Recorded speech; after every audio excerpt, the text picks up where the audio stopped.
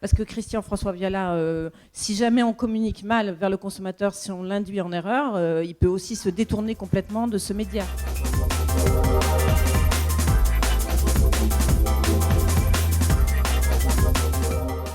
Comme tout autre média de toute façon, sauf que celui-là est un peu différent parce que c'est le consommateur en tout cas qui est actif, il reçoit rien, donc il acte pour recevoir de l'information, donc il attend quelque chose, il ne faut pas qu'il soit frustré, c'est tout. Mais effectivement, moi je veux revenir sur les phases de cycle de produits, ou du moins du packaging, cycle de vie, parce que lorsque votre packaging par exemple se trouve chez Carrefour, effectivement, il arrive, le consommateur peut le prendre, le scanner en point de vente, voir effectivement les différentes informations dont on vient d'évoquer. Mais surtout, ce qui est intéressant, c'est que le même code barre, il ne faut quand même pas l'oublier, va pouvoir passer à la caisse enregistreuse, avoir l'information que Carrefour, Auchan ont dans leur système, mais avec le mobile, vous avez une autre information qui est beaucoup plus personnelle. Ce qui est intéressant, c'est que le cycle de vie du packaging continue après le passage en caisse. Une fois arrivé à la maison,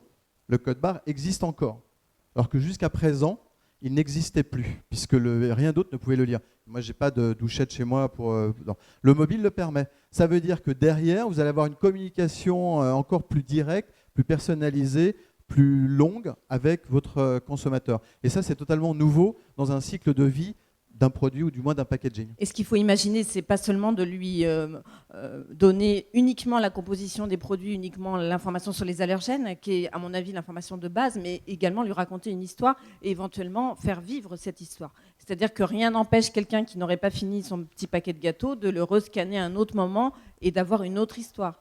Nous avons des expériences principalement sur des supports presse, où lorsque le journal sort un lundi, par exemple le Figaro, 2 semaines après, il y a quand même encore des scans, alors qu'il n'y a plus d'actualité.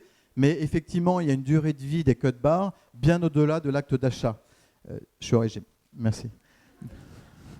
C'est les valeurs nutritionnelles qui sont trop fortes pour moi, Alain. J'ai scanné avant.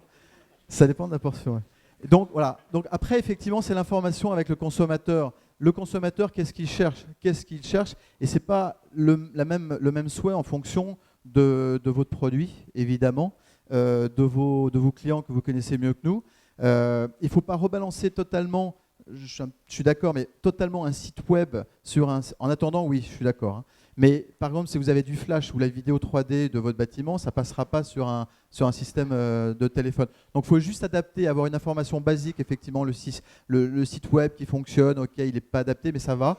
Mais après, il faut aller un peu plus loin, raconter une vraie histoire, et vous avez, on va le voir après sur différents slides, vous avez déjà du contenu existant, il faut juste l'adapter au bon format, parce que le smartphone est quand même évolué, mais il y a quand même les réseaux, il y a la 3G, alors la 4G va arriver.